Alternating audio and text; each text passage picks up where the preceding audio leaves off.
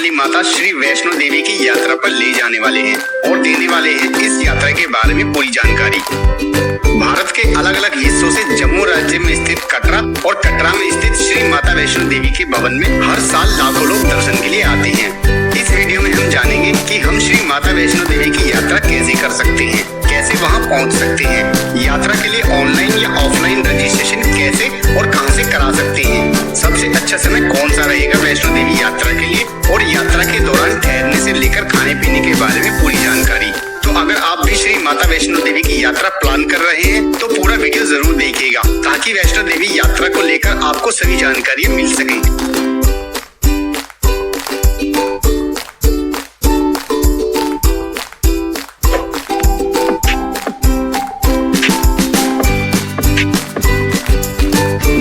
बात करते हैं कि आप यहाँ कैसे पहुँच सकते हैं। तो श्री माता वैष्णो देवी तक आप ट्रेन, बस, कार और एयरप्लेन सभी प्रकार के माध्यमों से पहुँच सकते हैं, लेकिन यहाँ सबसे अच्छा, सस्ता और फेमस ऑप्शन ट्रेन ही है। तो इसलिए सबसे पहले बात करते हैं ट्रेन द्वारा। श्री माता वैष्णो देवी का जो बेस पॉइंट है वो है कटरा। कटरा पहुँचकर ही यहीं से सभी तीर्थ यात्री अपनी पैदल यात्रा शुरू करते हैं। वैष्णो देवी भवन कटरा से 14 किलोमीटर की दूरी पर और कटरा से जम्मू 50 किलोमीटर की दूरी पर है और यहाँ तक देश के लगभग सभी मेन शहरों से कटरा और जम्मू दोनों ही रेलवे स्टेशनों तक रेगुलर ट्रेन चलती है। कटरा यहाँ का सबसे नजदीकी रेलवे स्टेशन है। दिल्ली से कुछ ट्रेनें सीधा कटरा के लिए चलती हैं, वहीं कुछ ट्रेनें जम्मू तक चलती हैं।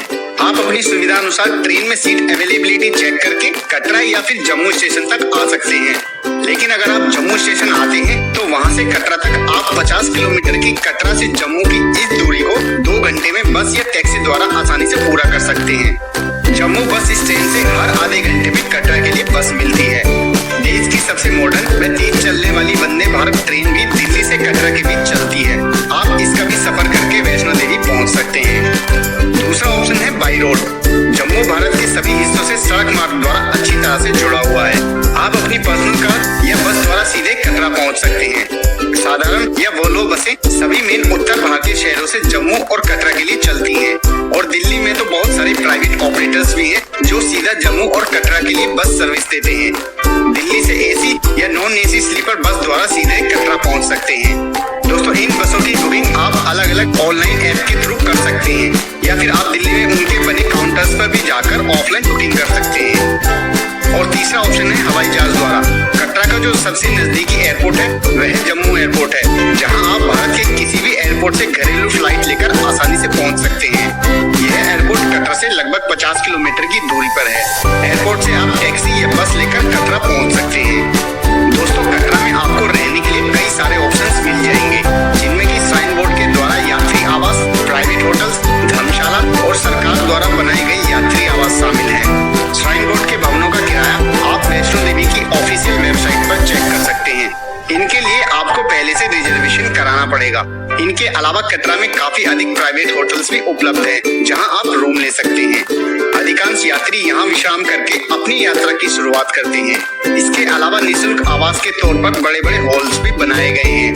आप यहाँ डॉर्मेट्री भी ले सकते हैं। दोस्तों कमरों की फुल होने की दिक्कतों से बचने के लिए इनकी बुकिंग आप श्राइन बोर्ड की ऑफिशियल वेबसाइट से ऑनलाइन जाकर करा सकते हैं, क्योंकि पीक सीजन में यहाँ रूम मिलना काफी मुश्किल होता है।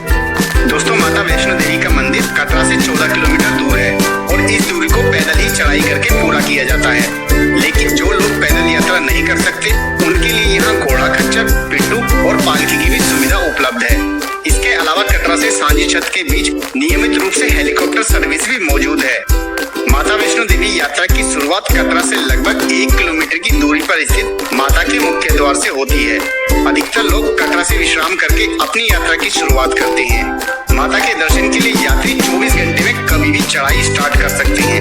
कटरा से 1 किलोमीटर दूर बाणगंगा है और 6 किलोमीटर की दूरी पर अर्धकुंवारी में पवित्र गुफा है। आप अपनी सुविधा अनुसार कुछ देर ठहरने के बाद सुबह या फिर शाम को अपनी यात्रा शुरू कर सकते हैं। लेकिन यात्रा शुरू करने से पहले रजिस्ट्रेशन करवाना जरूरी होता है। उसके लिए एक निःशुल्क यात्रा पर्ची भी बनती है। आपको चेक इन काउंटर पर यह यात्रा पर्ची दिखानी होती है।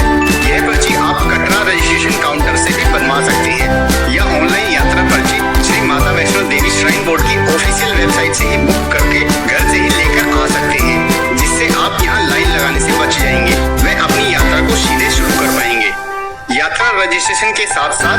यात्री कमरे की बुकिंग और पूजा बुकिंग सहित सभी प्रकार की बुकिंग ऑनलाइन कर सकते हैं। दोस्तों यात्रा 2 मार्गों से शुरू होती है, पहला बाणगंगा वाला मार्ग और दूसरा नया ताराकोट वाला मार्ग।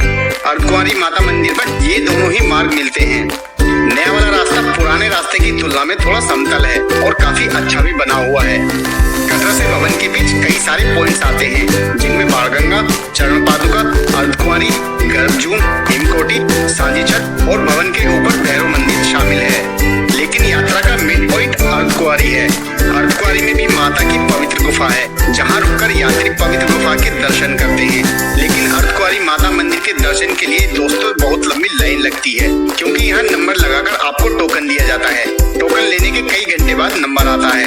आप अपनी सुविधा अनुसार अर्धकुंवारी में जाते समय या आते समय दर्शन कर सकते हैं। अर्धकुंवारी में रुकने, विश्राम करने और खाने पीने की उचित व्यवस्था है, क्योंकि यहाँ श्राइन बोर्ड के यात्री आवास और भोजनालय बने हुए हैं, जहाँ साफ सुथरा खाना उचित रेट पर मिलता है।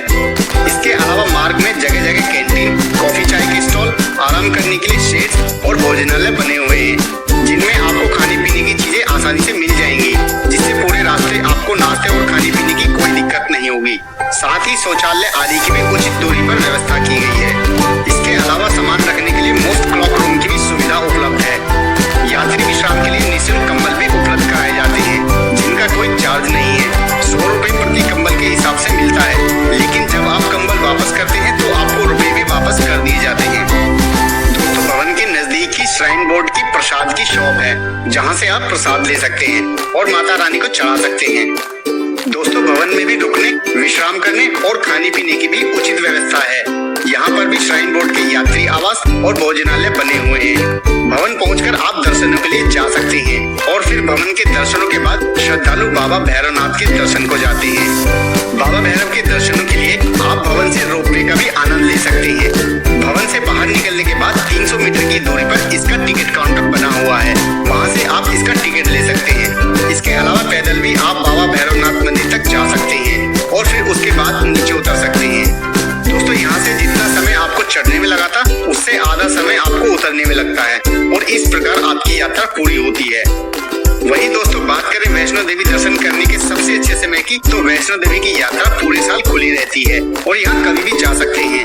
लेकिन गर्मियों में मई से जून और नवरात्रि के बीच पीक सीजन होने की वजह से श्रद्धालुओं की जबरदस्त भीड़ देखने को मिलती है।